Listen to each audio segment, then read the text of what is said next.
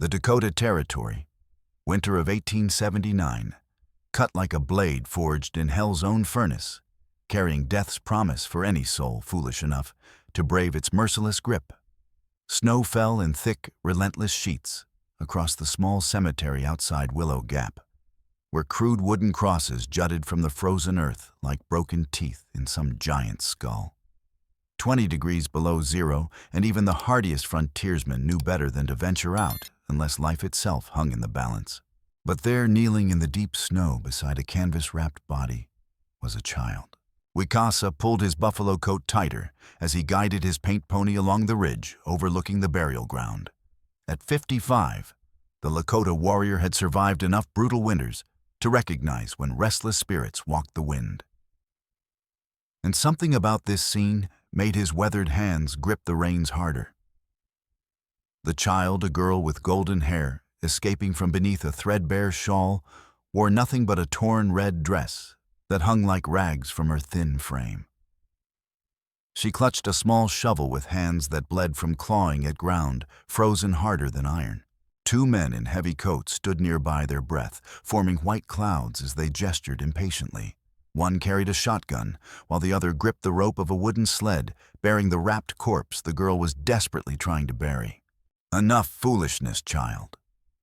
The armed man called out, his voice rough with whiskey and irritation. "Your mother belongs in Potter's Field with the rest of the debtors. That's where she's going, and that's final. Please don't take my mama away."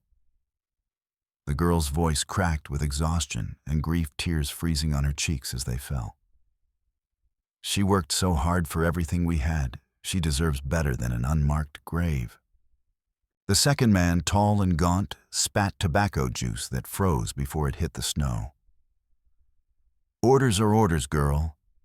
Your ma died owing money, and dead folks don't get to be choosy about their resting places. Now step aside before we move you ourselves."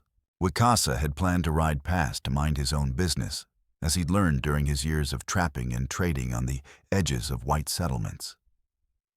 His left leg stiff from an old musket ball that had shattered the bone during Red Cloud's War in 1868, made him favor caution over confrontation these days. But something in the child's desperate plea struck him like an arrow through the heart, the same heartbroken love he'd heard in his own daughter's voice 7 years ago before the fever took her and his wife within days of each other. His pony snorted and shook its head, eager to find shelter from the killing wind. Instead of continuing toward town, Wicasa guided his mount through the cemetery gates and across the uneven ground, his movements deliberate, despite the pain that shot through his wounded leg with each step. "Apardio," I said, "move aside, girl." The man with the shotgun raised his weapon toward the child, and that settled the matter entirely. "I'll leave her be," Wicasa said in English, his accent thick, but his words clear as winter air. Both men spun toward him, eyes widening as they took in his appearance, the buffalo coat, the eagle feathers woven into his graying braids, the old Spencer carbine resting across his saddle horn. And most importantly, the look of a man who'd faced death so many times it no longer frightened him. "This ain't your concern, Redskin." The tall man snarled, though his voice carried less conviction than his words suggested. "We got orders from Mr. Cutter himself. This body goes to Potter's Field, and that's the end of it." Wicasa dismounted slowly, his wounded leg, making the process awkward, but not preventing him from maintaining perfect balance. The injury was a permanent reminder of his younger days, when he'd believed fighting could solve everything. Age and loss had taught him better, but they'd also taught him which battles were worth the pain. "Whose orders?" he asked, taking a careful step closer while keeping his hand near his rifle. "Ephraim Cutter owns half this county, including whatever debts this woman left behind." The armed man replied, as if the name should mean something. "Now back away, or you'll be joining her in the ground." The child, she couldn't be more than 9 years old, looked up at Wicasa with eyes the color of winter sky. Despite her obvious terror, she held that useless shovel like a weapon of hope, her small jaw set with the kind of stubborn determination that reminded him painfully of his lost daughter. "What is your name, little one?" he asked gently, his voice carrying the warmth he'd once reserved for his own child. "Lillian Hart," she whispered through chattering teeth. "And that's my mama, Mrs. Elise Hart. She wasn't no debtor, mister. She worked cleaning rooms at the boarding house every single day, saving every penny so maybe we could have our own place someday." The fierce loyalty in the child's voice stirred memories Wicasa kept locked away in the deepest corners of his heart. His daughter, Little Moon, had possessed that same protective love before illness stole her voice forever. "How did your mother die?" he asked, though part of him dreaded the answer. Tears began flowing freely down Lillian's face as she spoke. "They said she got drunk and fell down, hit her head on something hard. But my mama never touched liquor, not ever. She said drinking was for folks who'd given up hope, and she had me to think about." Her voice broke with sobs. "Sheriff Strick came 2 nights ago with other men. Said Mama was causing trouble at the boarding house and had to come with them. By morning, they told me she was dead." Wicasa's warrior instincts prickled with suspicion. In his experience, women didn't simply die in custody without cause, and honest lawmen didn't arrest mothers for public disturbances unless something else was involved. But there was also something in the way Lillian spoke about the sheriff, a hint of fear that suggested deeper complications. "Did this Sheriff Strick come around often?" he asked carefully. "More than Mama liked," Lillian said, wiping her nose with the back of her bloody hand. "She always made sure I stayed close when he was there. Said he was the kind of man who smiled too much, especially around ladies who couldn't fight back." The pieces of a darker picture were beginning to form in Wicasa's mind, but immediate concerns took precedence. The child was shivering violently, her lips blue with cold, and the 2 grave diggers were growing restless. "The body stays with the child," he said simply, his hand moving to rest on his carbine stock. The man with the shotgun licked his lips nervously, then raised the weapon to his shoulder. "I'm warning you, Indian. Don't make this harder than it needs to be. We got orders, and we mean to follow them." But Wicasa had already drawn his Spencer, the old rifle, moving with practiced smoothness despite his age and injury. At this range, the heavy .52 caliber bullet would punch clean through a man's chest and keep going. The metallic click of the hammer seemed unnaturally loud in the howling wind. "Didn't you warn me?" His voice remained calm, but something in his dark eyes made both men step backward involuntarily. "I have buried more white men than you have shoveled earth. Try me if you doubt this." For a heartbeat that stretched into eternity, the 4 figures stood frozen in the swirling snow. The wind howled through the cemetery's skeletal trees, and somewhere in the distance, a wolf's call echoed across the frozen prairie. Finally, the tall man released his rope and raised his hands. All right. But Mr. Cutter ain't gonna like this news, and when he gets angry, people have a way of disappearing. You remember that, warrior." "I will remember," Wicasa replied, though his rifle never wavered, until both men mounted their horses and disappeared into the storm. Only when their shapes vanished completely did he lower his weapon and turn his full attention to the shivering child. She stared up at him with wonder mixed with desperate hope, her small body racked with tremors from cold and emotional exhaustion. "You'd really help us?" she asked, her voice barely audible above the wind. "But you don't even know who we are." Wicasa knelt beside the wrapped body, ignoring the sharp pain that lanced through his old wound. Through the canvas, he could make out the shape of a woman, small and slight, like her daughter. But something about the way she lay troubled him, an unnatural stillness that spoke of violence rather than peaceful death. "I know enough," he said softly, gently taking the shovel from her frozen hands.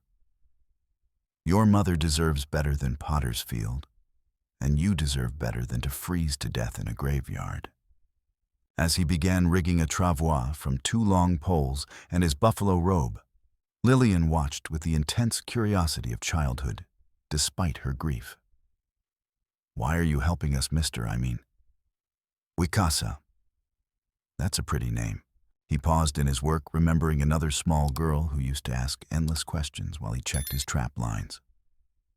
"Because someone should," he said finally. "And because I once had a daughter who would have wanted me to. She was about your age when the fever took her and her mother both. 7 winters ago now." "I'm sorry," Lillian said with a simple sincerity that only children possess.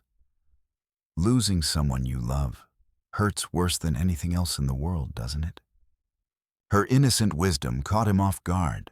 How many adults had offered him meaningless words about his loss when this child understood the truth immediately? Yes. He admitted securing Elise's body to the travois with practiced knots. But sometimes helping others can ease that hurt a little. Not cure it, but make it bearable. The journey to his shelter took them through a forest of black spruce, where snow fell so thickly they could barely see 10 feet ahead. Lillian rode behind him on his pony, wrapped in his warmest wolf fur, while the travois slid smoothly over the frozen ground. Every few minutes he'd look back to make sure she hadn't fallen asleep, and this cold sleep meant death. "Tell me about your mother," he said, partly to keep her alert, and partly because he needed to understand what had really happened. Despite her exhaustion, Lillian's face lit up with love and pride. She was the most wonderful mama in the whole world. She could make cornbread that tasted like cake, and she knew all the prettiest songs. When I had nightmares about being hungry or cold, she'd hold me and sing until the bad dreams went away. Her voice grew wistful. She worked so hard cleaning rooms and washing linens at Mrs. Patterson's boarding house. Her hands were always red and cracked from the lye soap, but she never complained. Did she have any troubles? Anyone who might have wished her harm? Lillian's expression grew thoughtful. "Well, there was Mr. Cutter.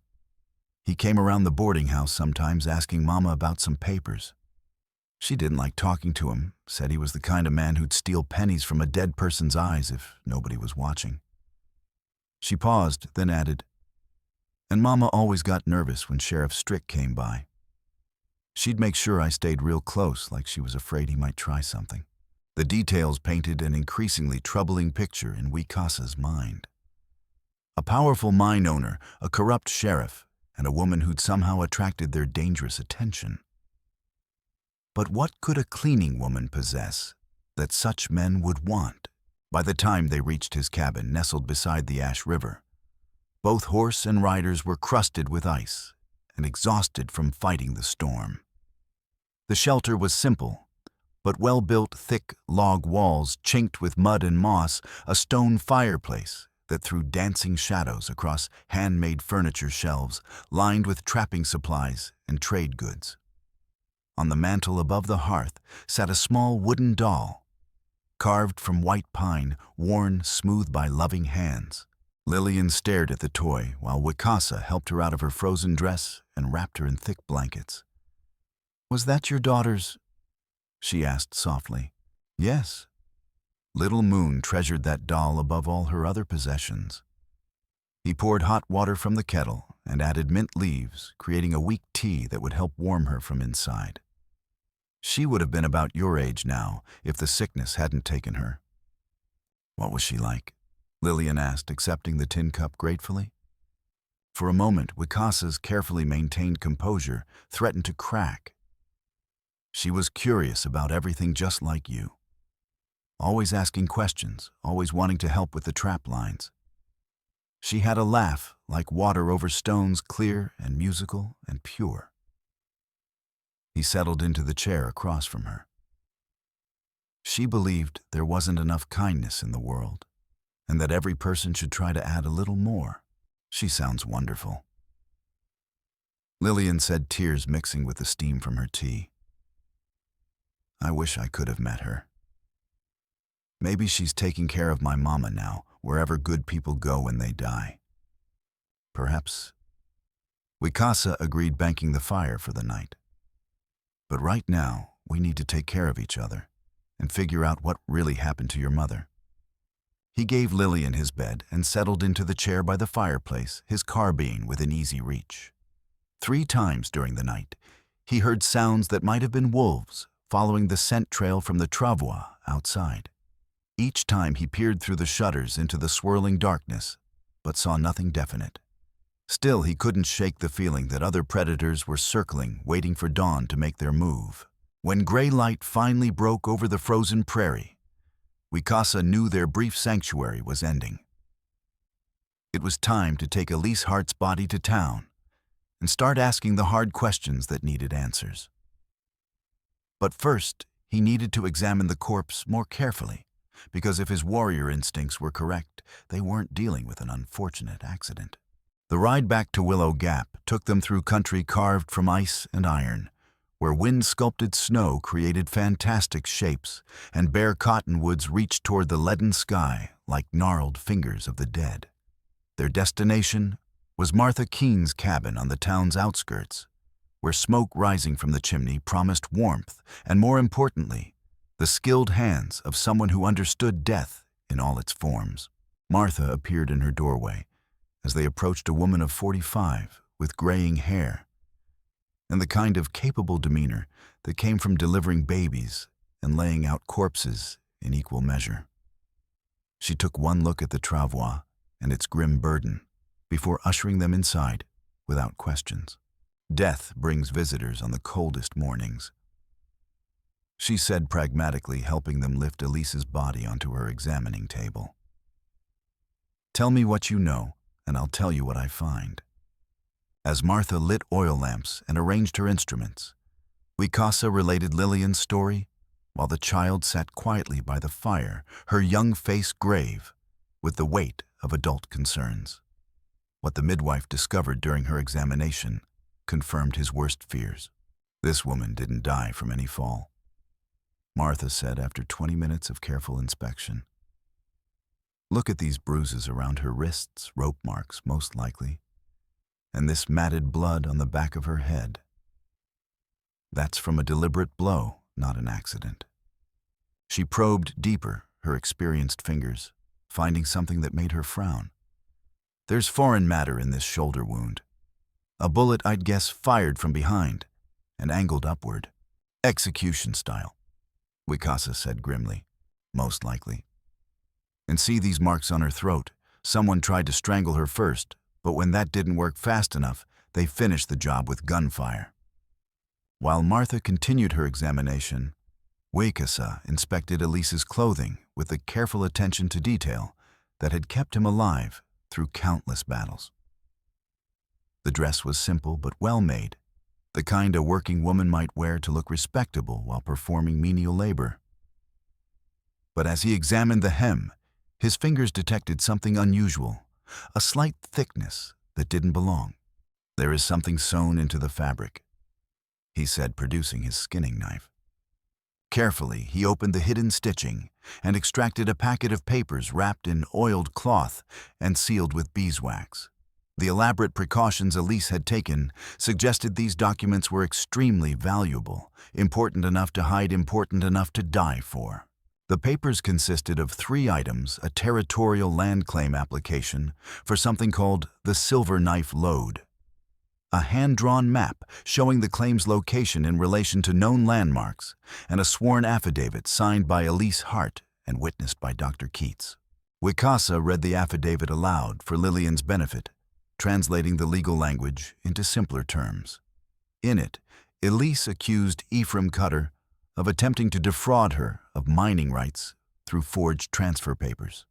She claimed to have discovered the original survey markers herself while picking berries in the hills east of town, an area she knew well because of the natural springs that bubbled up from underground sources perfect for washing fruit and filling water jugs. This explains everything, Martha said grimly. If this claim is legitimate and valuable, Cutter had every reason to want Elise dead and the documents destroyed. But before they could examine the papers more thoroughly, the thunder of approaching horses interrupted them.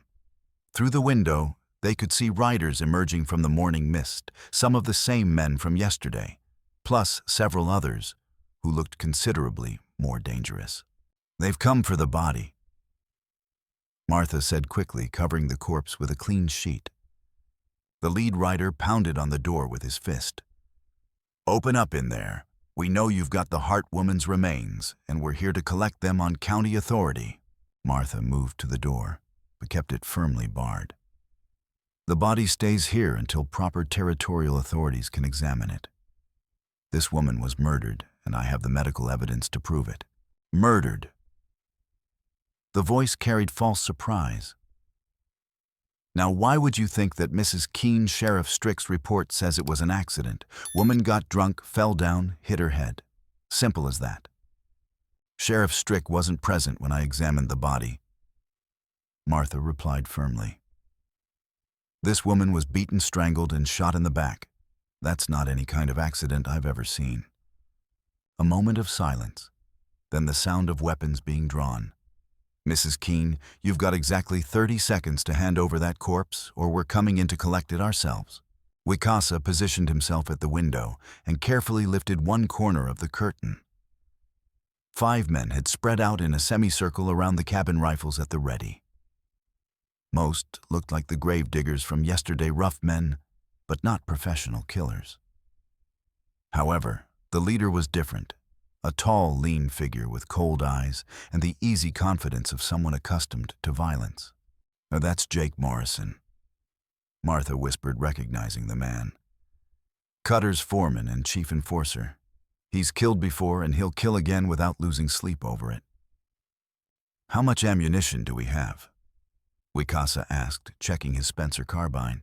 "Maybe 20 rounds for my shotgun. Enough for what needs doing." He turned to Lillian, who was watching the proceedings with wide, frightened eyes. "Little one, there is a hiding place beneath this cabin. Martha will show you where to go." "But what about Mama?" "Your Mama is beyond harm now," he said gently, kneeling to her eye level despite the pain in his wounded leg. "But you are not, and she would want me to keep you safe above all else. Can you be brave for her?" Lillian nodded solemnly, wiping away tears with the back of her hand. "I can be brave. Mama always said courage isn't about not being scared. It's about doing what's right, even when you are scared." Martha quickly lifted a section of floorboards near the fireplace, revealing a small cellar lined with shelves of preserved food and emergency supplies. It was cramped, but well concealed, the kind of hiding place that had saved lives during Indian raids and outlaw attacks. As Lillian climbed down reluctantly, the first shots rang out. The cabin window exploded inward in a shower of glass and splinters as Morrison's rifle spoke. Wicasa dove behind the overturned table, pulling Martha with him as bullets chewed through the cabin's log walls. The attackers' fire was concentrated, but poorly aimed, meant to terrorize rather than kill, at least initially. They wanted the body intact and the occupants alive for questioning about those missing documents. "They give us what we came for and nobody has to die," Morrison shouted over the gunfire. "Keep fighting and the blood of that child is on your hands." That declaration settled the matter for Wicasa entirely. He'd lost one child to circumstances beyond his control and wouldn't lose another if he had strength left to prevent it. Rising from behind the table, he took careful aim through the shattered window and put a .52 caliber bullet through the nearest attacker's shoulder, spinning the man around and dropping him in the snow. The return fire was immediate and vicious. Morrison's bullet shattered an oil lamp beside Wicasa's head, sending burning oil across the wooden floor. Martha quickly stamped out the flames while he worked the lever action on his carbine and sent another shot toward their attackers. But Morrison wasn't content to fight from a distance. The foreman charged the cabin door, using his rifle butt to smash through the wooden barrier. Wicasa met him in the doorway, grabbing the barrel of Morrison's weapon and driving the stock of his own carbine into the man's ribs with bone-crushing force. Morrison grunted in pain, but didn't go down. Instead, he twisted his rifle free and swung the butt at Wicasa's head. The Lakota warrior ducked and came up with a left hook that caught Morrison square on the jaw, staggering him backward into the doorframe. For several desperate seconds, the two men grappled in the narrow opening, each seeking advantage over the other. Morrison was younger and probably stronger, but Wicasa had the experience of countless battles and the desperation of a man protecting an innocent child. When Morrison tried to knee him in the groin, Wicasa shifted his weight and drove his elbow into the foreman's solar plexus, doubling him over. The fight ended when Wicasa brought his carbine barrel down on Morrison's skull, dropping the man unconscious to the cabin floor. Outside, the remaining attackers were shouting for their leader to respond, but getting only silence in return. "Our time to go," Martha said quickly, gathering the documents and her medical bag, while Wicasa checked Morrison's pulse still alive, but he'd have a powerful headache when he woke up. They managed to drag the unconscious foreman inside and bar the door again, but their position remained untenable. More of Cutter's men would arrive soon, and the next assault would be conducted by professionals who wouldn't make Morrison's mistakes. "Dr. Keats," Martha said as they prepared for another escape. "If anyone can give us an official examination that will hold up in territorial court, it's him. He's got the training and the reputation to make territorial authorities listen." The flight from Martha's cabin to Dr. Keats's office became a harrowing journey through Willow Gap's maze of back streets and frozen alleys. They managed to load Elise's body onto the travois and get their horses moving before Morrison's reinforcements arrived, but their pursuers were gaining ground with every stride. The chase led them toward the town's edge, where the Ash River cut through the landscape like a frozen scar. Wicasa knew this country better than his enemies, every gully and ravine, every stand of timber that might provide concealment. His wounded leg throbbed with every jolt, but adrenaline and determination kept him functional. But the travois was slowing them down, and bullets were whistling uncomfortably close. One shot creased Wicasa's shoulder, drawing blood and nearly knocking him from his horse. Another shattered part of the wooden frame, holding Elise's body, threatening to spill the corpse onto the frozen ground. Their salvation appeared in the form of a massive poplar tree that had fallen across the narrowest part of the river during autumn storms. The trunk formed a natural bridge between the banks, treacherous with ice, but passable for those desperate enough to risk it. Wicasa's pony balked at first, sensing the danger of the crossing. Beneath the makeshift bridge, the river ran black and swift, where the current kept portions from freezing solid. One slip would mean death by drowning or hypothermia, probably both. "Stay close behind me," he called to Martha and Lillian as they approached the log. "Don't look down, and whatever happens, keep moving forward." Step by careful step, his trusted pony made its way across the ice-slicked trunk, with the travois sliding and bumping behind. Wicasa could hear the rope groaning under the strain, could feel the whole contraption threatening to tip sideways into the rushing water below. Morrison's men had reached the riverbank now, and their shouts echoed across the water as they debated whether to follow. One of them, braver or more foolish than the rest, dismounted and started across on foot, his rifle slung across his back and his hands extended for balance. That was when disaster struck. Lillian's horse, bringing up the rear of their small procession, stumbled on a patch of particularly treacherous ice. The animal's hooves slipped sideways, and for one heart-stopping moment, both horse and rider teetered on the very edge of catastrophe. "Help!" Lillian screamed, her 9-year-old voice cutting through the wind like a knife. "I'm falling." Without thinking, Wicasa spurred his pony back toward the girl, his wounded leg screaming in protest as he twisted in the saddle. He reached out to grab her horse's bridle just as the animal regained its footing, but the sudden movement caused his own mount to shy and the travois to slide dangerously close to the edge. "Mama!" Lillian cried out in terror, watching her mother's wrapped body begin to slip toward the black water. Time seemed to slow as Wicasa threw himself from his horse, landing hard on the icy log and scrambling on his belly to grab the travois rope before it could slip free. The hemp cut into his hands like barbed wire as he hauled back with every ounce of strength in his weathered body, his wounded leg providing no support at all. Behind them, their pursuer was halfway across the log and closing fast, his pistol drawn and aimed at Wicasa's exposed back.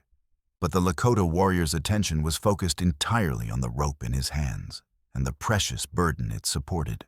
Then Providence intervened in the form of rotten wood and bitter cold. The section of bark beneath the pursuer's boots had been weakened by months of freezing and thawing. and it gave way with a sharp crack that echoed like gunfire. The man plunged through the log and into the icy water below, his weapon flying from his hand as the current seized him. His scream was cut short as the river dragged him under the ice floes, and within seconds he disappeared into the black depths downstream. The remaining men on the riverbank made no attempt to rescue their companion or continue the pursuit. Morrison's absence had already shaken their confidence, and losing another man to the river broke their nerve completely. Wicasa managed to secure the travois and help both Martha and Lillian safely across the remaining span. But the effort had cost them dearly. His shoulder wound had reopened during the struggle, blood seeping through his buffalo coat, and his old leg injury was sending waves of agony up his spine. Lillian was shaking violently from cold and shock, her lips blue and her breathing shallow. But they were alive, and they still had both the body and the documents that could bring Cutter to justice. That was what mattered now, getting to Dr. Keats and making sure the evidence was properly documented before anyone else died. Dr. Ezra Keats maintained his practice in a solid brick building on Willow Gap's main street, with his office and examination room on the ground floor and living quarters above. The structure had been built to withstand both prairie storms and the occasional violence that erupted in frontier towns, and more importantly, it had a back entrance that allowed patients to come and go without being observed. When they arrived at his rear door, as evening shadows began to gather, Keats took one look at their condition and ushered them inside immediately. He was a practical man in his early 50s, originally from Missouri, who'd seen too much frontier violence to be shocked by their story. "Let me examine the body first," he said, lighting additional oil lamps and arranging them around his examination table. "Then we'll deal with your injuries." What Dr. Keats found during his careful inspection confirmed everything Martha had discovered, but with the added weight of his medical training and professional reputation. "Murdered without question," he pronounced after 30 minutes of methodical examination. Multiple traumas consistent with beating, strangulation, and finally gunshot execution. This woman fought for her life and lost. He extracted the bullet with surgical precision, wrapping it in clean cloth and sealing it in a glass specimen jar. Soft lead, probably from a .44 caliber weapon. Henry or Winchester rifle, most likely fired at close range. The bullet was crucial evidence, and Dr. Keats signed a formal statement attesting to his findings. But before they could discuss their next steps, the sound of boots on the front porch announced unwelcome visitors. "Open up, Doc." The voice belonged to Sheriff Caleb Strick, and it carried the authority of someone accustomed to having his orders obeyed immediately. "I've got county business to discuss with you." Wicasa moved to the window and carefully lifted one corner of the curtain. Strick stood on the porch with Deputy Owen Pike and several other men, their weapons clearly visible in the lamplight. The sheriff was exactly as Lillian had described, a man in his mid-30s, tall and lean, with a carefully waxed mustache and expensive gun leather that spoke of prosperity beyond a lawman's normal salary. "What do you want me to do?" Dr. Keats whispered. "Let them in."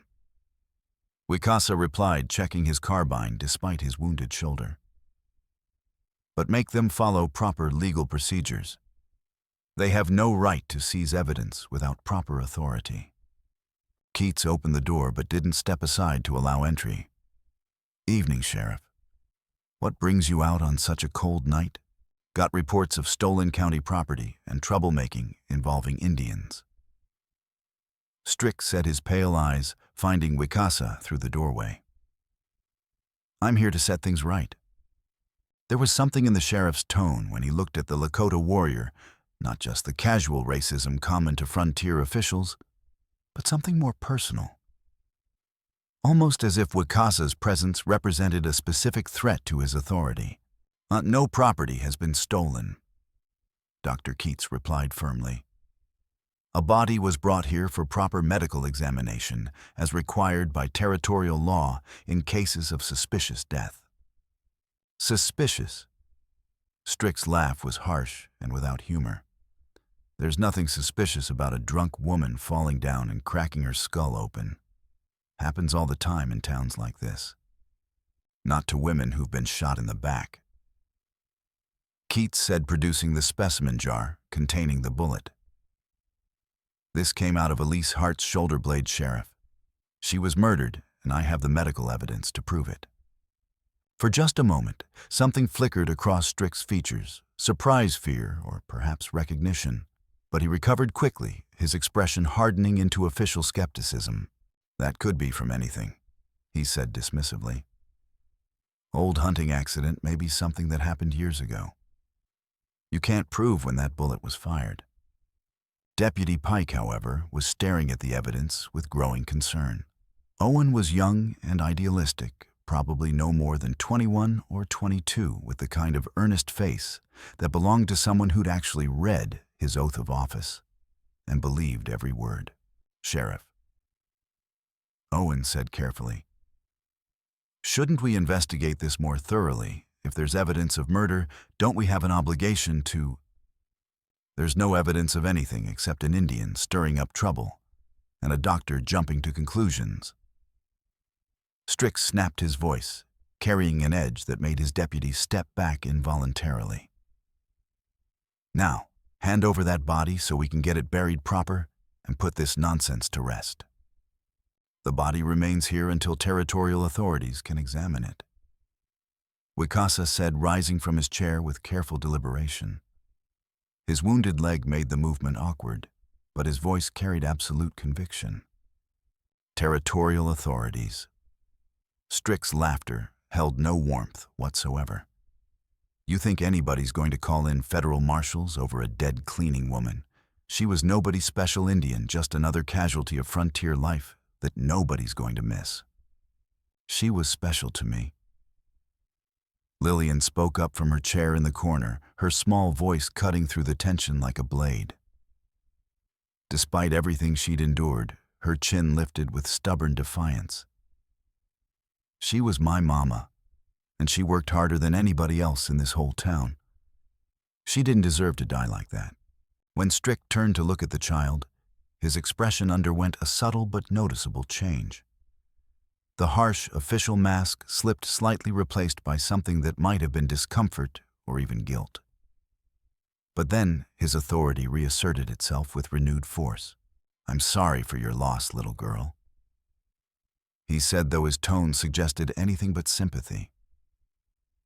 "But your mother's death was accidental, and the sooner you accept that reality, the sooner you can move on with your life. Maybe find yourself a proper family to take care of you." "It wasn't an accident," Lillian replied, tears beginning to flow down her cheeks, but her voice remaining steady. "And I'll never stop believing that until the person who killed her pays for what they did. Never." The confrontation stretched on for several more tense minutes, with neither side willing to back down. Strick clearly lacked the legal authority to simply seize the body without proper documentation, but he also couldn't allow outside law enforcement to become involved. Too many of Cutter's secrets would come to light if federal authorities started asking questions. Finally, the sheriff made his decision. "You have until sunrise to bury that body," he told Keats coldly. "After that, I'm coming back with a court order and enough men to handle any resistance. And if I find that Indian or the girl interfering with official county business again, they'll both end up in the ground beside the deceased. You understand me perfectly, Doctor?" "I understand you perfectly, Sheriff," Keats replied, his voice heavy with contempt for what he was hearing. After Strick and his men departed, the doctor immediately barred the door and began checking every window. "He'll be back," he said grimly. "And next time, he won't be so concerned about maintaining legal appearances." But Wicasa was already thinking several moves ahead, drawing on the strategic skills that had kept him alive through countless battles. "We need allies," he told Keats. "People who aren't afraid of Cutter's money or the sheriff's badge." Over the next several hours, as night deepened over the town and snow continued to fall, they began building their unlikely coalition. Martha arrived first, carrying her medical bag and a double-barreled shotgun that looked like it had seen considerable use defending her property from various threats. Deputy Pike came next, slipping through the back alleys like someone who didn't want his movements observed. His young face was troubled, and his hands shook slightly as he spoke. "I've been thinking about what you said," Owen told them quietly. "About that bullet and the sheriff's reaction to seeing it. There's something you should know about the ammunition records." He explained that Sheriff Strick maintained detailed logs of all county-issued weapons and ammunition, partly for budgetary reasons, but mostly to keep track of what his deputies were doing in the field. If that bullet had come from an officially issued weapon, there should be a paper trail leading directly to whoever had signed it out. "The problem is," Owen continued, "those records are locked in the sheriff's office, and I don't have access to them without his permission. But if someone were to examine them without official sanction..." The final member of their group arrived near midnight. Li Ming, a Chinese laborer who worked in the lumber mill and various mining operations around the territory.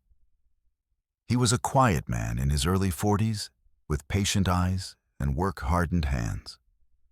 But something about Lillian's situation had touched whatever remained of his heart after years of grinding labor and systematic prejudice. "I see many things," he told them in careful but clear English, his accent thick, but his meaning unmistakable. "Cutter's men burned papers 2 nights ago behind mine office when they think nobody watching. Very secret, very worried. Also, they hide metal box in old mine working shaft 3 very deep. Lock it away like treasure." The pieces of their investigation were coming together, but they still lacked the definitive proof needed to convince territorial authorities to intervene. That would require getting into both the sheriff's office and possibly the mine itself operations that would be dangerous under the best circumstances and potentially suicidal given their current situation. As they planned their next moves, none of them noticed the shadow that detached itself from the alley behind the doctor's office and melted away into the snowy darkness. One of Cutter's informants had been listening to their conversation, and soon the mine owner would know exactly what they were planning. The trap was being set with professional efficiency, and they were about to walk straight into it.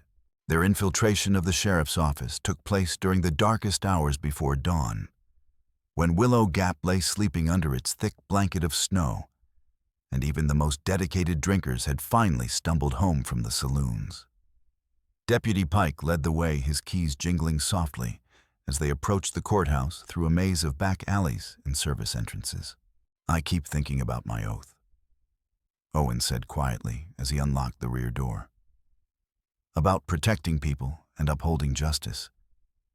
If I'm right about what we're going to find in there, then I've been working for the wrong side all along." The ammunition cabinet stood against the far wall of Strick's office, secured with a heavy lock that yielded reluctantly to Owen's key. Inside, neat rows of cartridges were arranged by caliber and manufacturer, with a leather-bound ledger recording their distribution to various deputies and county officials. "Here," Owen whispered, running his finger down the entries by lamplight. 2 nights ago, the same night Elise Hart died, Sheriff Strick signed out a full box of 44 Henry cartridges for special patrol duty. That's the exact same caliber as the bullet Dr. Keats extracted. Wicasa examined the entry carefully. The handwriting was definitely Strick's. He recognized it from wanted posters and official notices posted around town. More damning still was the fact that no other ammunition had been requisitioned for weeks before or since, making this withdrawal highly unusual. But Li Ming had discovered something even more significant, hidden in the sheriff's desk drawer. The leather journal was secured with a brass lock that yielded easily to his quietly practiced lock-picking skills abilities he'd learned during his difficult journey from China, where survival often depended on creative approaches to closed doors and guarded storage. Inside the journal were records that painted a picture of corruption so extensive and systematic that it took their breath away. Detailed accounts of bribes received, threats made, and various criminal activities stretching back over several years. But the most shocking entries dated from nearly a decade earlier, when Strick had been a young deputy just beginning his career in law enforcement. "Listen to this," Wicasa said quietly, translating the cramped handwriting by lamplight. "E came to see me today at the office. Says she's carrying my child and wants me to do the right thing by marrying her. Can't do that now, would ruin everything I've worked for in this county. Told her to handle the situation herself or find someone else to blame for her condition." Another entry dated several months later. "E had the baby a girl according to people who've seen her around town. Folks say the child has my eyes and my stubborn chin. Need to be more careful about where I conduct my personal business from now on." The implications hit them like physical blows to the chest. Elise Hart hadn't just been a random victim of Cutter's greed. She'd been the mother of Sheriff Strick's illegitimate child. Lillian wasn't simply an orphan caught up in adult corruption.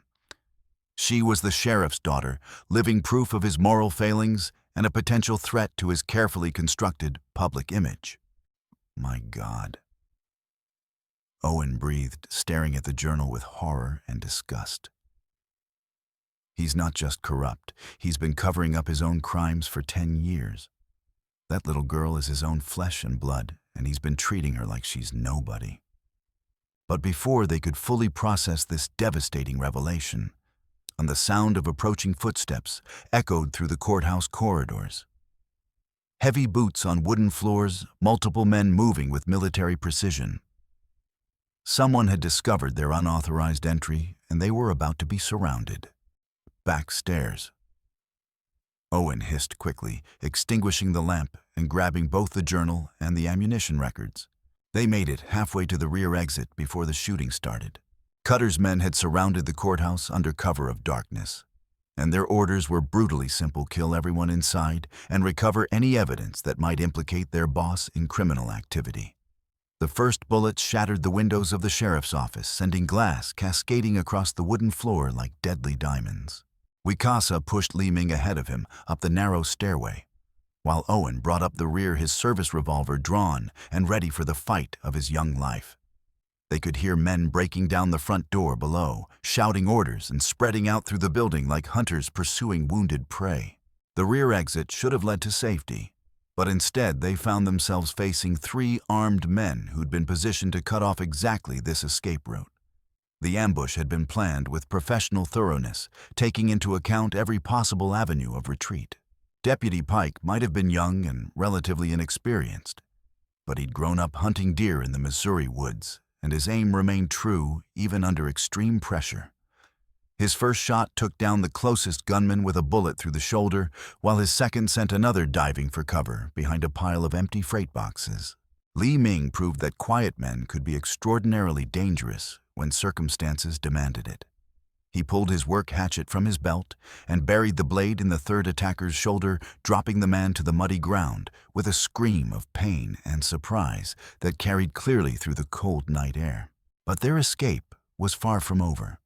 More of Cutter's hired guns were pouring into the alley from both directions, and the sound of sustained gunfire was beginning to wake the entire town. Windows were opening throughout the residential district. Dogs were barking frantically, and someone had begun ringing the fire bell in a desperate attempt to raise a general alarm.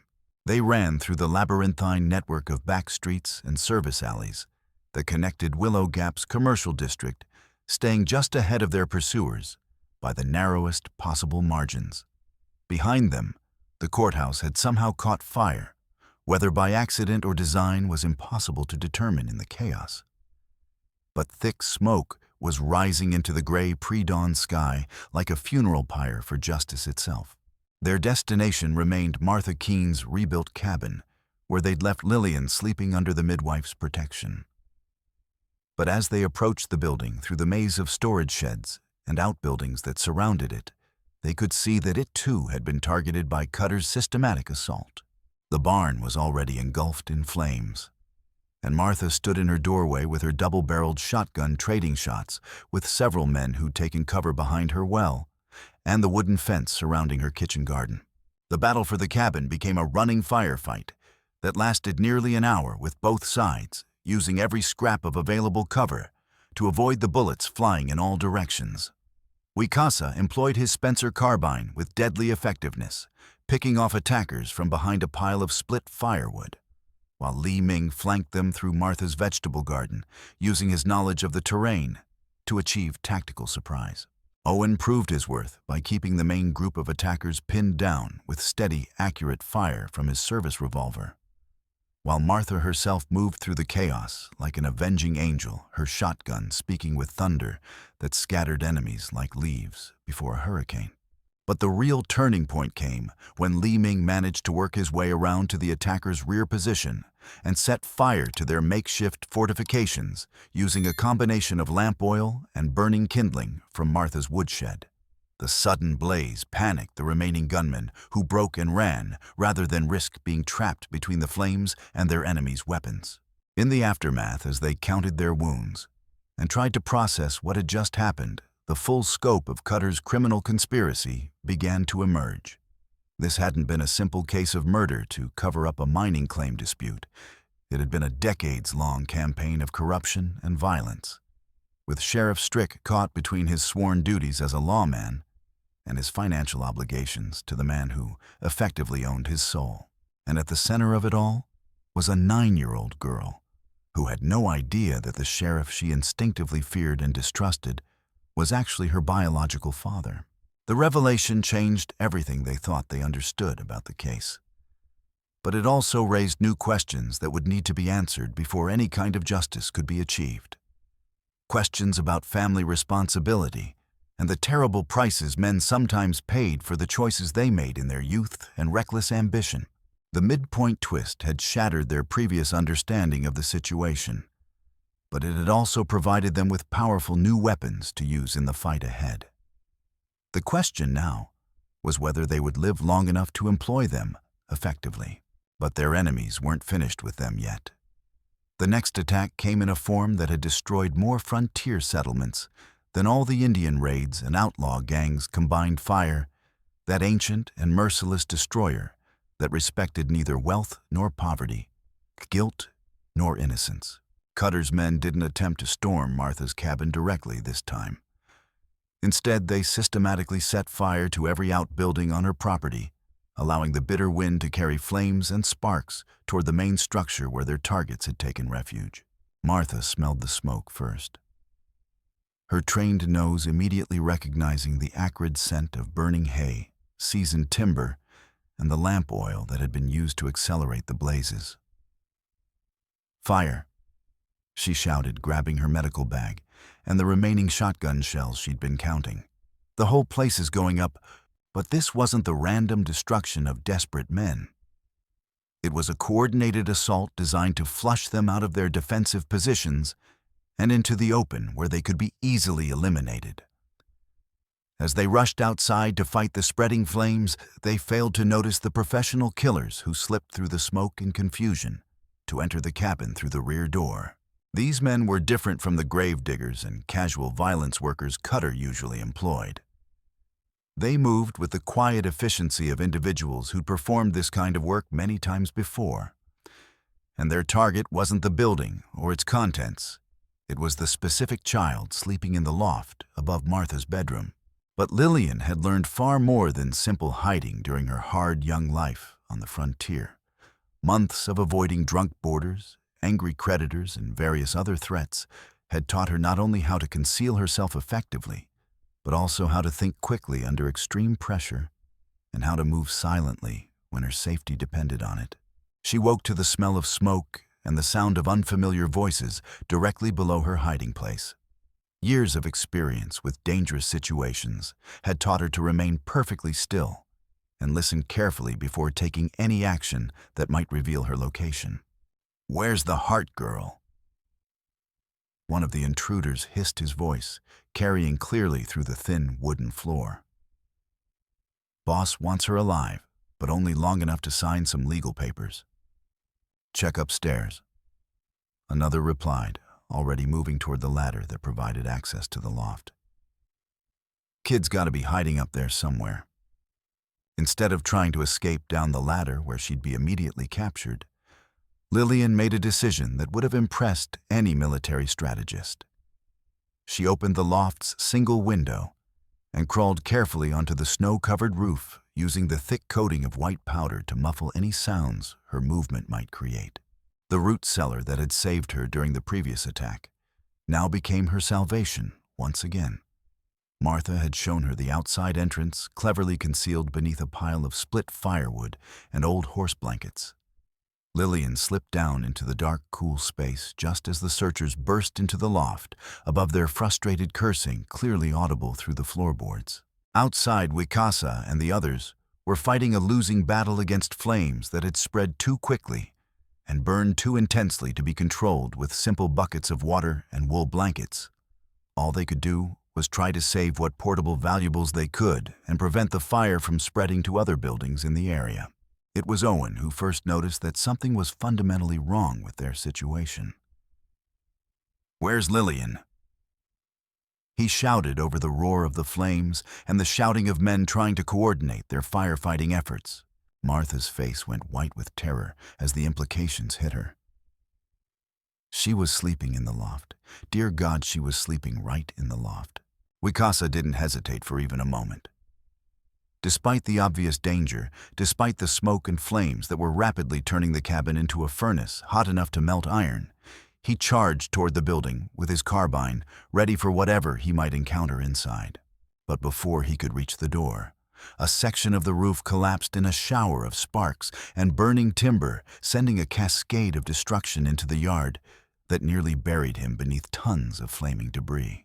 "She's not in there," Li Ming said quietly, pointing toward the root cellar with the kind of calm observation that came from years of surviving in dangerous situations. "Look at the firewood pile." The carefully arranged stack of split logs had been disturbed in a pattern that suggested someone had moved them recently and deliberately. Li Ming pulled away the concealing debris to reveal the cellar entrance.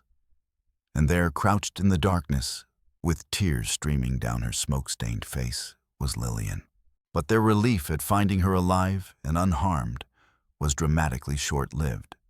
As they helped the frightened child climb out of her underground hiding place, a new and far more dangerous threat emerged from the chaos of the burning building. Sheriff Caleb Strick appeared through the thick smoke like something from the depths of a nightmare. His official badge gone, and his usually immaculate clothes singed and torn, but his service revolver still steady and ready in his right hand.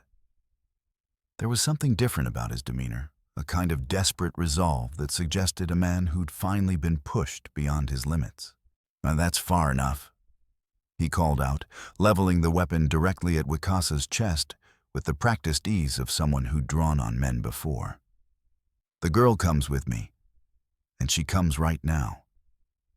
"Why?" Lillian asked, her voice small and frightened as she emerged fully from the cellar. "What do you want with me? I haven't done anything wrong." For just a moment, Strick's hardened expression showed something that might have been genuine paternal concern mixed with deep regret. But the emotion was quickly replaced by the desperate mask of a man who'd sold pieces of his soul so many times that he'd forgotten what it had originally looked like. "You're coming with me because Mr. Cutter says that's what needs to happen," he replied, though his voice carried less conviction than his words might have suggested. "And because there are things about your family that you need to understand, things that change everything about your situation." "My family." Lillian's confusion was evident in both her voice and her expression.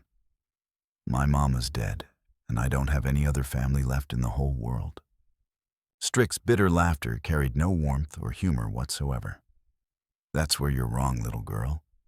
You've got family you don't even know about, yet family that owes you far more than you could ever imagine." The standoff stretched out in the flickering, hellish light of the burning cabin, with neither side willing to make the first move that might precipitate a catastrophe. Strick had the advantage of both position and firepower, but he was also outnumbered and trapped in the open, with nowhere to retreat if the situation escalated beyond his control. It was Martha who finally broke the deadly stalemate emerging from the smoke and chaos, with her double-barreled shotgun trained directly on the corrupt sheriff's back. "Drop the gun, Caleb," she said with quiet but absolute authority. "This madness has gone far enough, and I won't let you harm that child." But Strick was beyond reason, now driven by a decade of accumulated guilt, financial desperation, and the crushing weight of his obligations to Ephraim Cutter. Instead of surrendering to Martha's superior position, he spun toward her with his pistol rising to fire. That split-second decision proved to be his crucial mistake. Li Ming, who'd been quietly positioning himself for exactly this kind of opportunity, struck with the swift precision of a man who'd learned to survive by fighting when necessary, but always choosing his moment carefully. His work hatchet spun end over end through the smoke-filled air, the blade catching and reflecting the firelight before burying itself deep in Strick's shoulder. The sheriff screamed in pain and rage, his shot going wild and shattering a window in what remained of the burning cabin.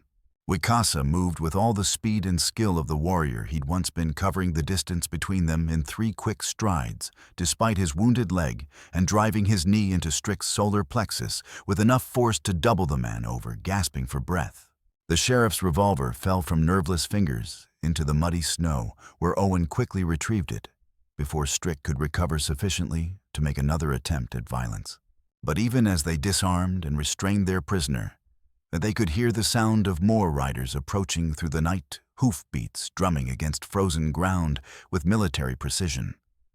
Cutter wasn't finished with them yet, and the final confrontation would be the most dangerous and decisive of all.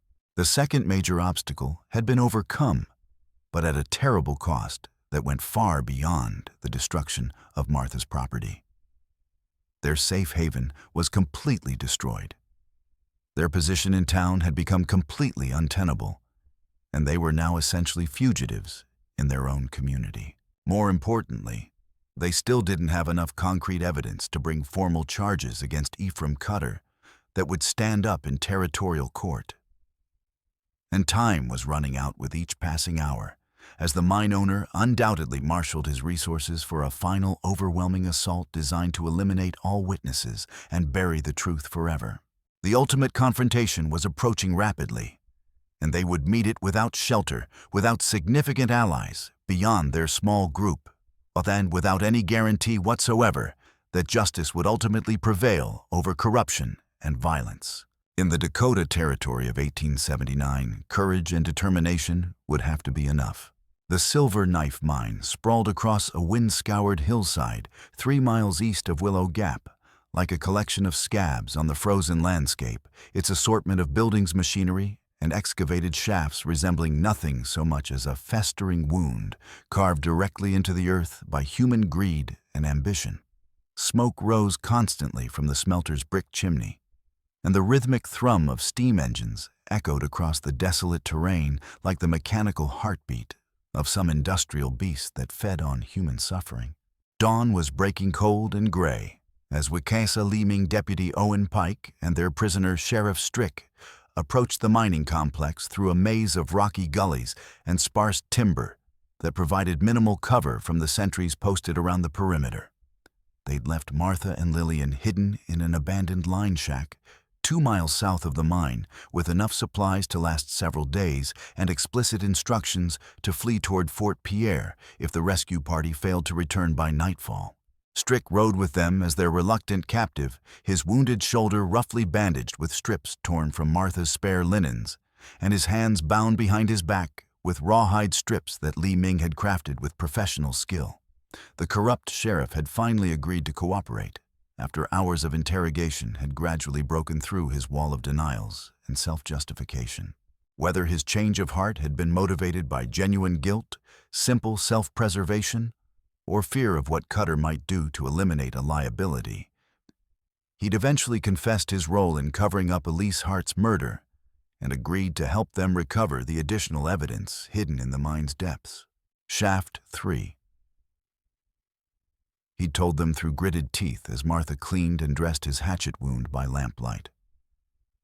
Morrison hid Cutter's private ledgers there after your woman started asking too many questions about legal procedures and territorial regulations. Financial records, loan documents, receipts for bribes, everything you'd need to prove what that man's been doing to this county for the past 5 years. The mine's security was formidable, but not entirely impenetrable to determined men with the right knowledge and sufficient motivation. Cutter employed nearly 24 guards, most of them hard cases recently released from the territorial prison or deserters from various cavalry units who'd found civilian life difficult to manage. They were well-armed, experienced in violence, and accustomed to handling problems with direct action rather than negotiation. But they were also overconfident and undisciplined, having grown comfortable with their employer's reputation for ruthlessness and the general population's fear of challenging his authority. More importantly, their defensive preparations focused on preventing attacks from outside the mining complex rather than infiltration by individuals who understood the underground workings. Li Ming proved invaluable as their guide through the labyrinthine network of tunnel shafts and storage areas that honeycombed the hillside like the burrows of some enormous ground-dwelling creature. He'd spent nearly 3 years laboring in these depths, hauling loaded ore cars up steep inclines and setting explosive charges in cramped spaces where a single mistake could bury a man alive. This way, he whispered, leading them through a narrow access tunnel that angled downward into the heart of the mountain. Shaft 3 is deep, maybe 200 feet below surface. Very quiet, very dark, perfect place for hiding things you never want found. The descent into the mine was like entering another world, entirely one of perpetual darkness, broken only by the flickering illumination of their oil lanterns, where the air was thick with rock dust and the lingering smell of black powder explosives. The constant creaking of wooden support timbers served as an ominous reminder that they were surrounded by millions of tons of stone and earth, held back by nothing more than human engineering and fervent hope. Navigation through the underground maze required both Li Ming's intimate knowledge of the workings and considerable luck in avoiding the occasional guard making his rounds through the more frequently used passages. They were forced to wait motionless in side tunnels twice, while armed men passed within feet of their hiding places, their lantern light casting dancing shadows on the rough stone wall. They found the hidden ledger box exactly where Strick had indicated it would be, tucked behind a pile of broken ore cart wheels in a forgotten alcove of shaft 3 covered with canvas and secured with a heavy padlock that bore the distinctive marks of recent installation. The metal container was roughly the size of a large cigar box, constructed of steel, and designed to withstand both moisture and casual inspection. Li Ming's lockpicking skills, honed during his difficult journey from China and refined through years of surviving in environments where locked doors often meant the difference between eating and starving, made quick work of the security measures. Inside the box were documents that confirmed their worst suspicions about the scope and systematic nature of Ephraim Cutter's criminal enterprise. Loan agreements that gave the mine owner virtual control over half the businesses in Willow Gap and the surrounding territory. Receipts for substantial payments to territorial officials, including judges, land commissioners, and various other bureaucrats, whose cooperation was essential for his operations.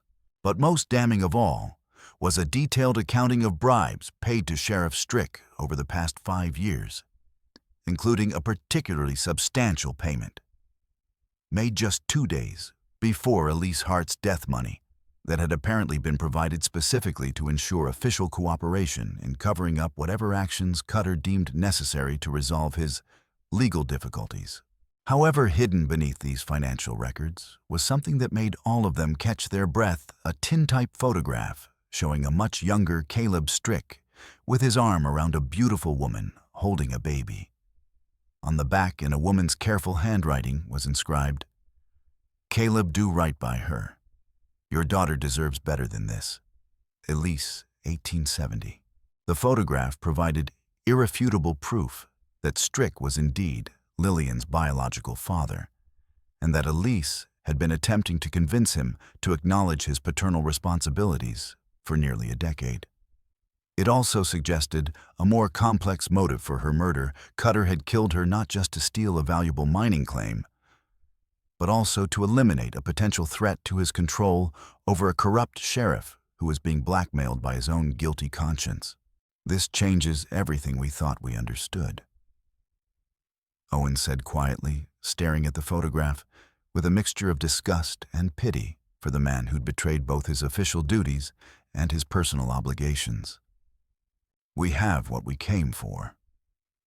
Wicasa replied grimly, securing the documents inside his buffalo coat despite the pain from his wounded shoulder. Now, we need to reach the surface before... His sentence was cut short by the sound of men shouting and running footsteps echoing through the tunnels above them. Their presence in the mine had been discovered probably by a guard making his regular rounds, or a worker reporting early for his shift.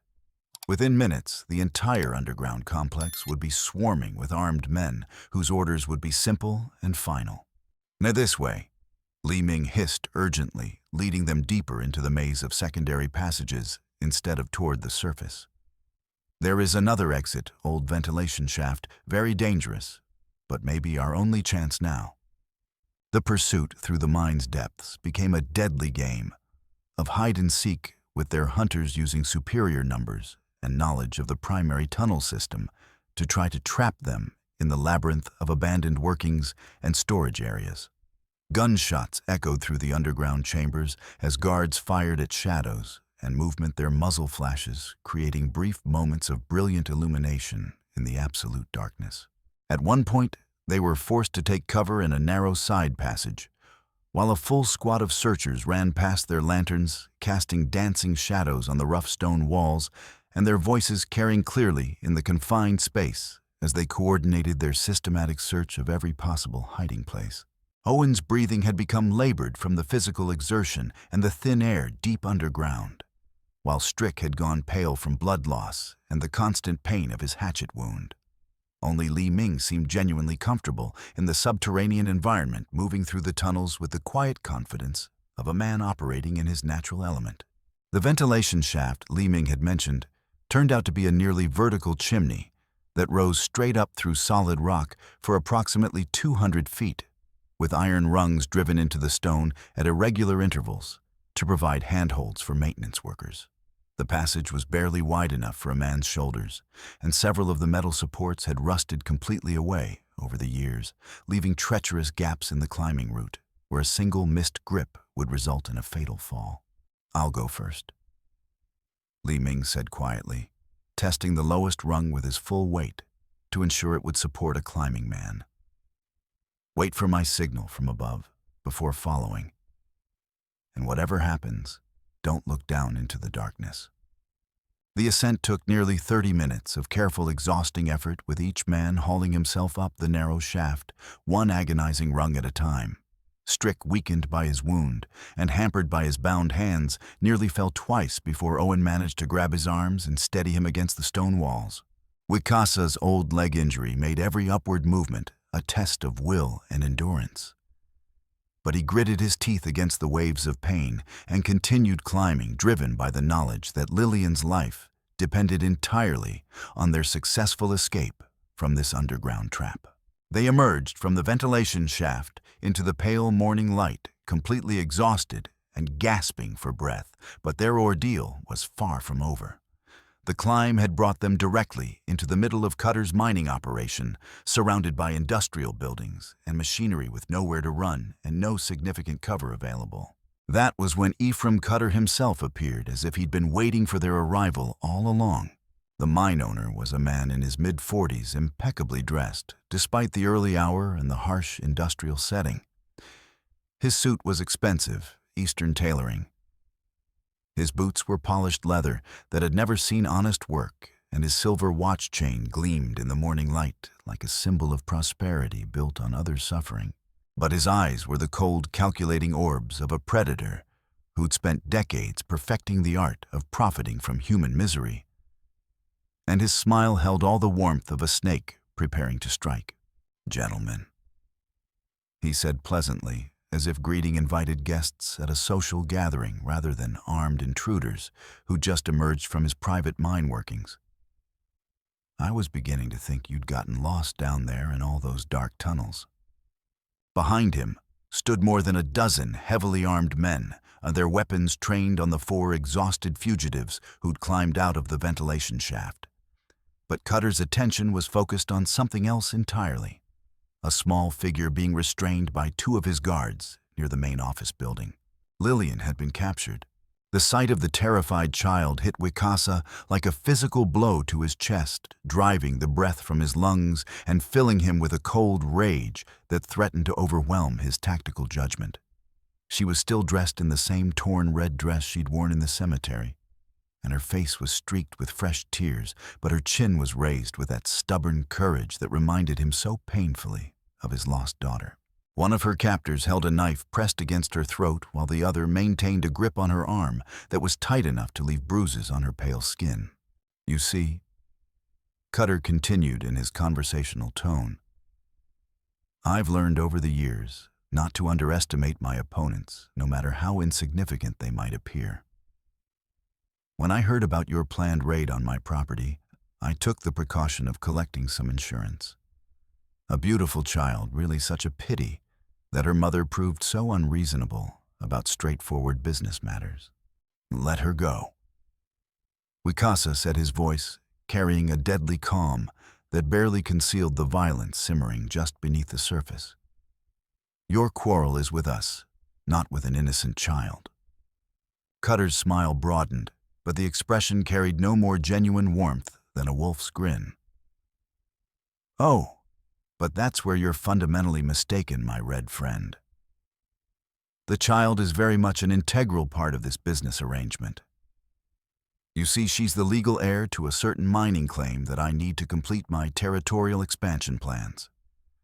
With her mother conveniently deceased and no legal guardian officially appointed, I can petition the county court to assume custody for her own protection and welfare over my dead body."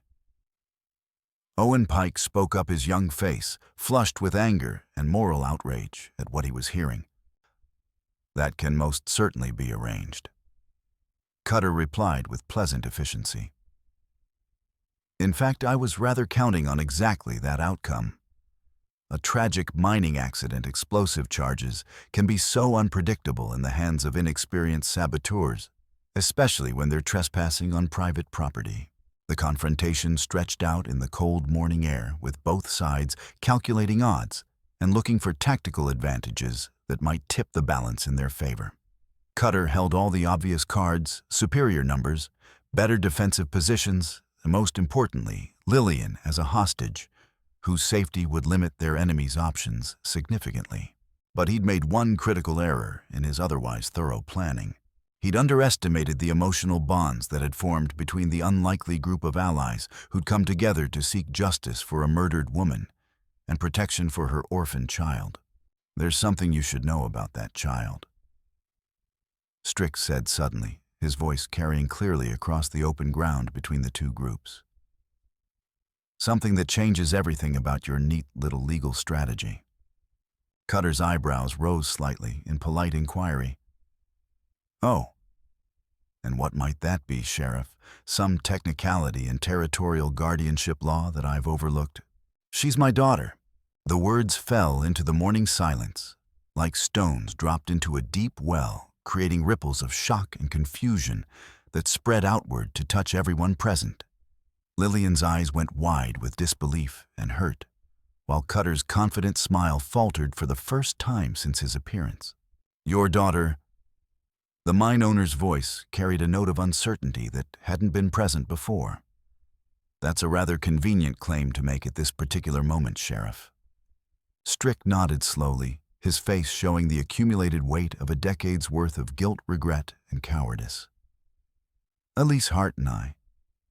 We had a relationship 10 years ago when I was young and stupid and ambitious. When she told me she was carrying my child, I panicked. Gave her money and told her to handle the situation herself. Never thought I'd see either of them again." The revelation had thrown everyone off balance, changing the emotional dynamics of the confrontation in ways that no one could have predicted. Suddenly, Cutter's legal strategy for gaining control of the mining claim was in complete ruins. A corrupt sheriff claiming paternity would never be granted custody by any territorial court, no matter how many judges were in the mine owner's pocket. More importantly, the psychological impact of Strick's confession had created exactly the kind of distraction that desperate men could exploit. if they were willing to risk everything on a single coordinated action. That was when Li Ming made his move with the swift efficiency of a man who'd learned to survive by recognizing and seizing crucial moments of opportunity. The Chinese laborer had been quietly working his way toward the edge of the group, during the distraction of Strick's shocking admission, using everyone's focus on the sheriff's revelation to position himself for decisive action. Now, with all attention centered on the emotional drama of the paternity confession, Li Ming struck with deadly precision. His work hatchet spun through the morning air with perfect accuracy, burying itself in the shoulder of the guard holding the knife to Lillian's throat. The man screamed in pain and surprise, releasing the child as he clutched at the wound with blood streaming between his fingers. At the same moment, Li Ming dove toward the second guard, tackling him around the waist and driving him to the rocky ground with enough force to knock the wind from his lungs. The carefully orchestrated standoff exploded into chaos with the suddenness of a dam bursting. Owen Pike drew his service revolver and put a bullet into the nearest of Cutter's men, while Wicasa worked the lever action on his Spencer carbine and began laying down covering fire with the methodical precision of a veteran warrior. Strick, despite his bound hands and wounded shoulder, threw himself toward Lillian with what might have been the first genuinely paternal impulse of his entire adult life, trying desperately to shield her small body with his own. But it was Ephraim Cutter himself who proved most dangerous in the melee that followed. The mine owner produced a nickel-plated revolver from beneath his expensive coat and began firing with the cool precision of someone who'd killed before and felt no qualms about adding to his tally. His first shot caught Li Ming in the leg, spinning the Chinese man around and dropping him to the rocky ground with a cry of pain. His second shot narrowly missed Owen's head, chipping stone fragments from the mine office wall and sending the young deputy diving for cover behind a pile of ore car wheels. Enough! Cutter roared over the sustained gunfire, his cultured voice cracking with rage at seeing his careful plans dissolving into violence. Kill them all, but save the child. I need her alive, long enough to sign the legal documents. The battle raged across the mining complex for nearly 45 minutes, with both sides taking cover behind industrial machinery-loaded ore cars and piles of tailings from the excavation work. Smoke from the sustained gunfire mixed with steam from the constantly operating engines, creating a hellish landscape of noise, confusion, and deadly lead projectiles flying in all directions. Wicasa proved that age and old wounds hadn't diminished his effectiveness as a warrior. While the others kept Cutter's men pinned down with covering fire, he worked his way around the flanks of their defensive positions, using every scrap of available cover and his intimate knowledge of combat tactics to stay hidden until he was close enough to make his final strike.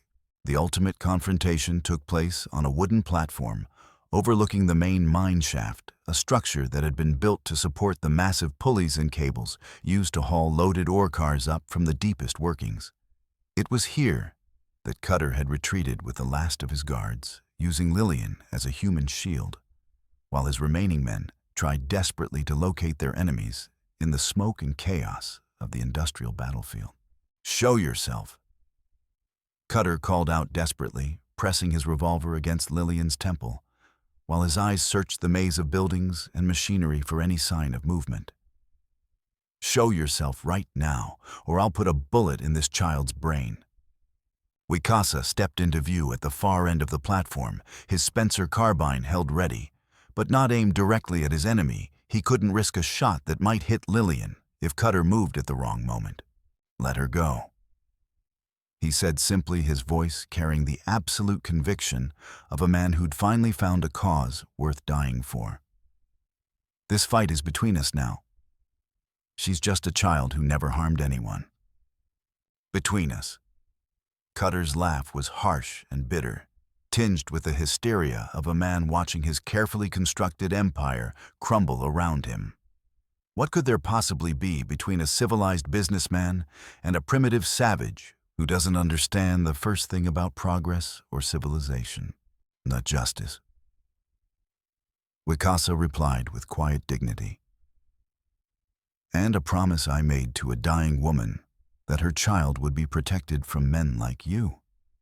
For a moment that seemed to stretch into eternity, the two men stared at each other across the wooden platform, and the aging Lakota warrior with his weathered face and steady hands, and the mine owner with his expensive clothes and predator's eyes, each taking the final measure of his opponent. Then Cutter made his choice, pushing Lillian away from him with violent force, and raising his nickel-plated revolver to fire the shot that would end this threat to his empire once and for all. He never got the chance.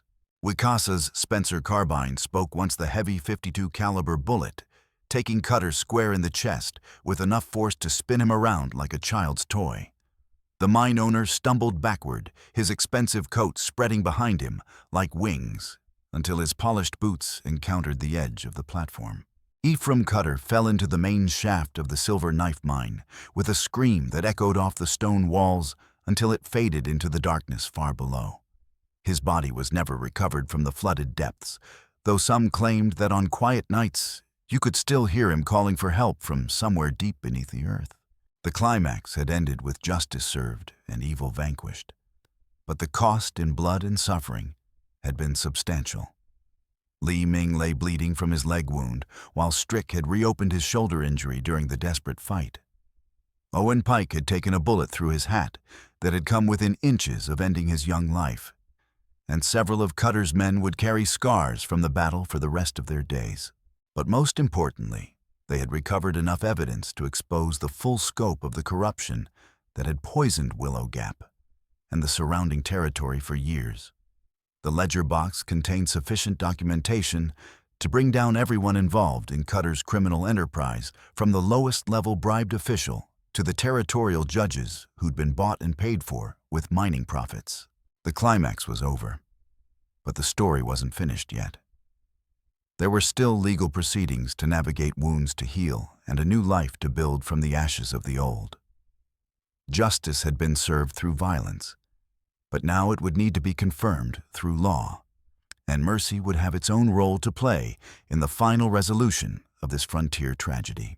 Marshal Theodore Hawkins arrived from Fort Pierre 5 days later, summoned by a telegraph message that Deputy Owen Pike had managed to send from the county seat 30 miles north of Willow Gap.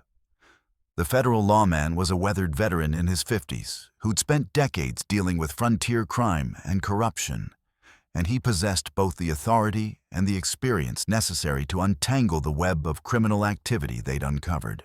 What he found in the aftermath of the mine battle was a town in complete upheaval, with the corrupt power structure that had dominated local politics for years lying in smoking ruins. Ephraim Cutter was dead, his extensive mining and lumber operations shut down pending federal investigation. Sheriff Caleb Strick was in custody facing charges of murder conspiracy and official corruption that would likely result in a lengthy prison sentence. The courthouse had burned to the ground during the initial confrontation, destroying many of the records that might have complicated legal proceedings. But the evidence recovered from Cutter's mine told a clear and compelling story of systematic criminal activity that reached into every aspect of territorial governance. Dr. Keats provided crucial testimony about his examination of Elise Hart's body, producing both the extracted bullet and detailed medical notes that documented clear evidence of violent death. Martha Keene corroborated his findings and provided additional testimony about the attempts to intimidate them into silence. Even Li Ming, despite his limited English and his status as a Chinese immigrant in a legal system that rarely acknowledged such testimony, gave compelling evidence about the events he'd witnessed at the mine and around town. But it was Caleb Strick's full confession that ultimately sealed the case against the entire criminal conspiracy. The former sheriff, faced with overwhelming physical evidence and the prospect of a federal murder trial, finally told the complete truth about his relationship with Elise Hart and his role in covering up her death. "I was 25 years old and ambitious," he told Marshal Hawkins, his voice hollow with a decade of accumulated regret. Elise was just 18, working at the boarding house and trying to save money for a better life. When she told me she was carrying my child, I panicked completely. I was afraid it would ruin my career prospects, so I gave her some money and told her to handle the situation quietly. But Elise hadn't simply disappeared as he'd hoped. She'd stayed in Willow Gap, raised their daughter alone with dignity and determination, and eventually discovered the mineral rights claim that had ultimately cost her life. Cutter came to me 2 nights before she died. Strick continued staring at his shackled hands. Said Elise was causing legal complications, asking too many questions about territorial mining regulations and her rights as a claim holder. He wanted me to arrest her on some fabricated charge and hold her until he could resolve the situation to his satisfaction. The rest of the story emerged slowly, painted in shades of moral cowardice and financial desperation. Strick had arrested Elise on completely false charges of public drunkenness and disturbing the peace. But instead of taking her to the town jail, as proper procedure required, he delivered her to an abandoned building where Cutter was waiting with several of his men. The mine owner had attempted to force Elise to sign papers transferring her claim to his corporation, and when she refused and began fighting back, he'd beaten and finally shot her to prevent her from exposing his criminal activities to territorial authorities. I helped him dispose of the body and create the cover story about her falling while intoxicated. Strick admitted, his voice barely above a whisper. I told myself it would end there, that nobody would dig deep enough to uncover the truth. I never imagined that anyone would care enough about one cleaning woman to risk their lives seeking justice. The confession was corroborated by physical evidence found throughout Cutter's operations, including correspondence with various territorial officials about legal procedures for claiming abandoned mining properties. The documentation painted a comprehensive picture of a man who'd built his fortune through systematic violence and corruption. Marshal Hawkins spent nearly 2 weeks in Willow Gap, interviewing witnesses and gathering evidence for the federal prosecutors who would handle the case. When he finally departed, he carried with him warrants for the arrest of more than 40 individuals connected to Cutter's criminal network. Some of those named in the warrants chose to flee the territory rather than face trial, but others remained to face the consequences of their actions. Several territorial officials were removed from office and imprisoned, while numerous business owners found themselves facing charges of conspiracy and racketeering. Strick himself was transported to the territorial prison to await trial on charges of first-degree murder conspiracy and violation of his official oath. He would eventually be convicted on all counts and sentenced to 20 years of hard labor, though he would serve less than 8 years before dying of consumption in his cell. But before he left Willow Gap forever, the former sheriff requested one final conversation with his daughter, a meeting that took place in Dr. Keats's office, under the watchful supervision of a federal deputy. "I'm sorry," Strick said simply, his voice thick with emotion as he looked at Lillian across the small room. "I'm sorry I wasn't there when you and your mother needed me. I'm sorry I was such a coward. You both deserved far better than what I gave you." Lillian studied his face with a serious consideration that seemed far beyond her 9 years of age. "Mama always told me I should forgive people who hurt me," she said quietly.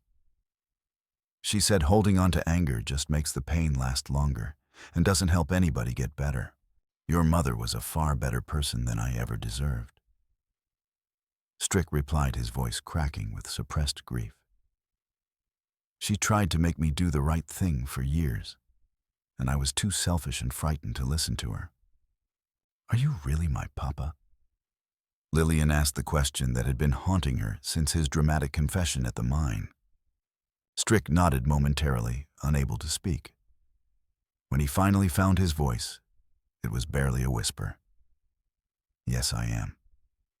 And I'm deeply ashamed of how long it took me to admit that truth, both to myself and to the world." Lillian was quiet for a long moment, processing this revelation and everything it meant for her understanding of her own identity and family history. "What's going to happen to me now?" she asked, with the practical concern of a child who'd learned early that adults couldn't always be trusted to take care of important things. "That's up to the territorial court to decide." Strick said, but I've asked them to make sure you're placed with good people who'll take proper care of you. People like Wicasa and Martha Keene, who risked their lives to protect you when I failed in my responsibilities. Before the federal deputy led him away to begin his journey to prison, Strick gave Lillian a small leather pouch containing wages her mother had earned at the boarding house money he'd been keeping in his office safe, supposedly as evidence, but actually from guilt and a belated recognition of his obligations. This belonged to your mother. He told her, his voice steady despite the tears in his eyes. She earned every penny of it through honest work and personal sacrifice. Use it to build a better life than the one I provided for you. It was the last time father and daughter would ever see each other, but the conversation provided a measure of emotional closure for both of them. Strick could face his punishment, knowing that he'd finally acknowledged his responsibilities as a father, while Lillian could move forward without the burden of wondering about her parentage and family history. Spring came unusually early to Dakota Territory that year, melting the accumulated snows and revealing a landscape that had been fundamentally transformed by the events of the previous winter. The question of Lillian's guardianship was resolved through a legal arrangement that was innovative, but perfectly suited to the unique circumstances of her situation. The territorial court, after carefully reviewing all the evidence and testimony, granted joint custody to both Wicasa and Martha Keene. This decision recognized the Lakota warrior's role as the child's protector and the midwife's ability to provide the stable home environment that a growing girl would need. The arrangement worked better than anyone had dared hope. Martha's cabin was rebuilt with financial assistance from the territorial government and voluntary contributions from grateful townspeople. And Lillian was given her own small room, filled with books, proper clothing, and the simple comforts her difficult life had never previously allowed her to enjoy. Wicasa visited regularly, teaching her about the natural world, traditional hunting and tracking skills, and the kind of practical knowledge necessary for survival on the frontier. More importantly, he provided her with the steady presence of a father figure who would never abandon her or betray her trust. But the most surprising revelation came during the final survey of the Silver Knife lode, when territorial geologists arrived to assess the true value of the mining claim that had cost Elise Hart her life. What they discovered completely overturned everyone's assumptions about the case and revealed the genuine brilliance of the murdered woman's discovery. The silver vein itself was thin and largely played out, probably worth no more than a few $100s in extractable ore. Any competent mining engineer could have determined that the claim was essentially worthless for conventional mineral extraction. But Elise Hart hadn't been interested in silver at all. She'd been thinking about something far more valuable in the long-term economic development of the territory. Look at this, the chief surveyor told Marshal Hawkins as they stood on the hilltop where Elise had originally staked her claim. He pointed to a series of natural depressions in the rock formation where clear, cold water bubbled up continuously from underground sources. This entire area sits on top of one of the largest artesian aquifers in the whole territory. The implications were staggering for anyone who understood the economics of frontier development. In a region where water was often more precious than gold, control of such a resource would be worth an enormous fortune. As territorial populations grew and agricultural development expanded, the demand for reliable water sources would only increase exponentially. Towns would pay substantial sums for the rights to tap into the aquifer for municipal water supplies, while ranchers and farmers would pay even more for irrigation rights that could transform barren prairie into productive agricultural land. Hidden among the papers recovered from Cutter's mine was a note in Elise's careful handwriting that explained her true understanding of the situation. For Lillian, not silver, but water. The gift that keeps giving, the treasure that never runs dry. May she use it wisely to help others while building her own secure future. Elise Hart had been far more intelligent and forward-thinking than anyone had realized. While Cutter and his associates had been focused on the supposed mineral wealth of her claim, she'd been planning for a future where her daughter would control one of the most valuable and essential resources in the American West. The water rights were now Lillian's inheritance, held in legal trust until she reached adulthood, but managed by her guardians for her immediate benefit. Even conservative estimates suggested that the property would eventually be worth tens of thousands of dollars, enough to ensure that the little girl who'd once knelt in a frozen graveyard would never face poverty or insecurity again. But Wicasa and Martha had no intention of simply sitting on this windfall like misers hoarding gold. Working in cooperation with territorial authorities and the reformed leadership of Willow Gap, they developed a comprehensive plan that would honor Elise's memory, while building something meaningful for the broader community. Part of the water rights were sold to the town government at fair market prices, providing Willow Gap with a reliable municipal water supply for the first time in its history. The revenue from these sales was used to fund construction of a proper school building and establish a scholarship fund for children who'd lost parents to frontier violence. Other portions of the resource were leased to local ranchers and farmers at reasonable rates, with the income used to create a small settlement where people from different backgrounds could live and work together without the prejudice and conflict that had plagued the territory for decades. Most innovatively, Wicasa used his share of the proceeds to purchase additional land adjacent to the water source, creating a planned community where Lakota families, Chinese immigrants, and white settlers could coexist peacefully and profitably. The settlement was formally named Elise Springs, in honor of the woman whose vision and sacrifice had made it possible, and it quickly became a model for cooperation and mutual respect that attracted favorable attention throughout the territorial government and beyond. Li Ming was elected as the community's first mayor, chosen for his quiet wisdom, his reputation for absolute fairness, and his ability to communicate effectively with people from all the different cultural backgrounds represented in the population. His leg wound had healed cleanly under Martha's skilled medical care, and he used his portion of the mining proceeds to bring several of his surviving relatives from China to join him in building this new kind of frontier community. Deputy Owen Pike, who'd resigned his law enforcement position rather than work under another potentially corrupt sheriff, became the settlement's first constable, and eventually its elected representative to the territorial legislature. His courage during the investigation and his commitment to genuine justice had earned him the respect and trust of everyone involved. But the most important transformation was in Lillian herself. The frightened, desperate child who'd begged strangers not to take her mother away had grown into a confident young woman with clear moral principles and an unshakable sense of justice. She learned reading, writing, and mathematics under Martha's patient instruction, mastered practical skills like hunting and tracking from Wicasa's teachings, and developed a deep appreciation for the diverse cultures and traditions that surrounded her in the growing community. On her 15th birthday, she made a pilgrimage to her mother's grave, now marked with a proper stone monument that read, "Elise Hart, beloved mother, visionary friend to all who knew her."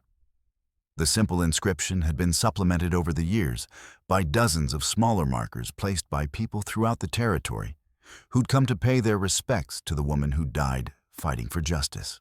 Standing beside the grave with Wicasa and Martha as the evening light painted the valley below in shades of gold and crimson, Lillian reflected on the extraordinary journey that had brought them all to this moment of peace and prosperity. "She'd be proud of what you've accomplished," Martha said softly, placing a gentle hand on the girl's shoulder. "She'd be proud of what we all accomplished together." Lillian replied, her voice strong and clear, with the confidence that had grown from years of being loved and protected by people who genuinely cared about her welfare.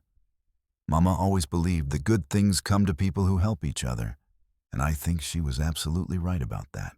In the years that followed, Lillian would use her inheritance with the wisdom and generosity her mother would have admired, funding schools, hospitals, and other institutions that served the common good throughout the territory.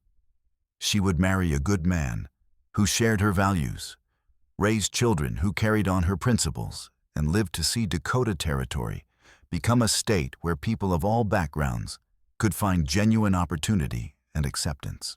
But she never forgot the lessons of that terrible winter, or the unlikely group of people who'd risked everything to protect a friendless child and seek justice for her murdered mother. Every year, on the anniversary of her mother's death, she would visit the grave and place fresh wildflowers on the stone, remembering the woman who'd given her life and the community that had given her hope for the future. The final surprise had been the true nature of Elisa's legacy, not precious metals, but life-sustaining water. Not immediate wealth, but sustainable prosperity. Not revenge against enemies, but redemption for everyone willing to choose justice over personal convenience. In a land where violence and hatred often seem to rule supreme, a simple act of kindness by a Lakota warrior had planted seeds that would grow into something beautiful and lasting for generations to come. The story was finally complete, with every question answered and every character's fate clearly resolved. Justice had ultimately triumphed over corruption. Love had conquered hatred, and hope had emerged from the darkest depths of despair and loss. In the American West of 1879, that was miracle enough for any story.